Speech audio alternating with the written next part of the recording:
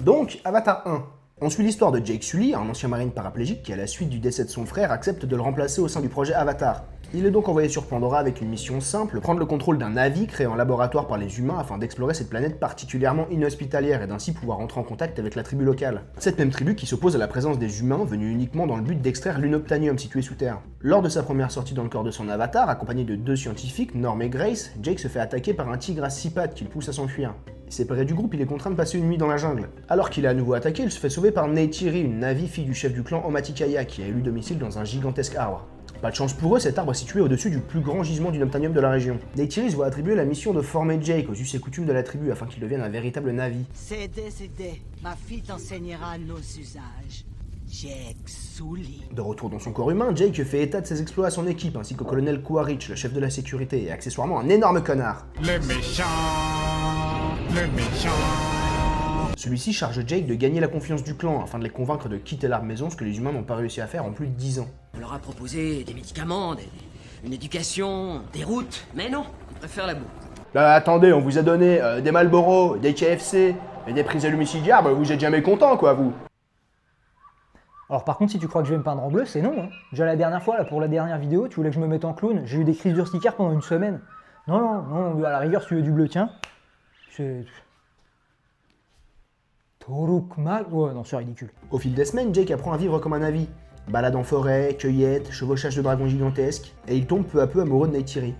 Sauf que problème, plus il côtoie les Omaticaya, plus il se rend compte qu'ils ne quitteront jamais leur terre. Et quand les humains se rendent compte, ils sont un peu chagrinés, donc ils décident de pousser les Na'vi à déménager en allant foutre le feu à l'arbre. Nouveau t-shirt, Avatar tu fumes. L'équipe de Jake se fait emprisonner pour trahison, et lorsqu'ils essayent de fuir, Grace se fait tirer dessus par Quaritch. Je sens que ça va gâcher ma journée. Jake convainc les Omaticaya de réaliser une cérémonie permettant de transférer l'âme de Grace dans le corps de son avatar.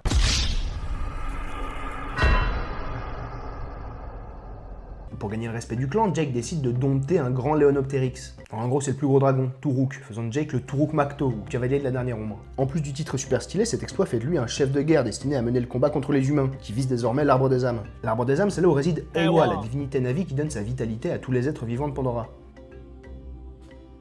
Il parvient à rallier plusieurs clans pour mener la bataille, et alors que les Na'vi se font dominer, Eywa répond à l'appel à l'aide de Jake, déchaînant les animaux contre les humains, ce qui inverse le rapport de force. Quaritch décide de monter à bord d'un gros robot afin d'en finir avec Jake alors que celui-ci est inconscient dans un caisson, en train de contrôler son avatar. Un combat a lieu. Jake se fait casser la gueule, sa conscience alternant entre ses deux corps, mais Neytiri lui vient en aide et parvient à tuer Quaritch.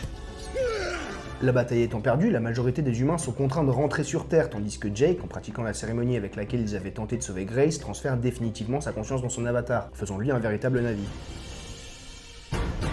A few moments later. Donc, Avatar, le dernier maître de l'air de M. Night Shyamalan. Non, c'est Avatar, la voix de l'eau, le 2 avec les hommes en bleu. Les Schtroumpfs? Non, les grands. Ah oui, putain, oui, Avatar, oui. Il dure combien de temps? 3h12.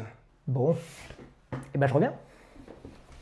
Donc, Avatar 2, la voix de l'eau. Plus d'une décennie après les événements du premier film, Jake Sully vit désormais parmi les Na'vi sur Pandora, en tant que chef du clan Omaticaya.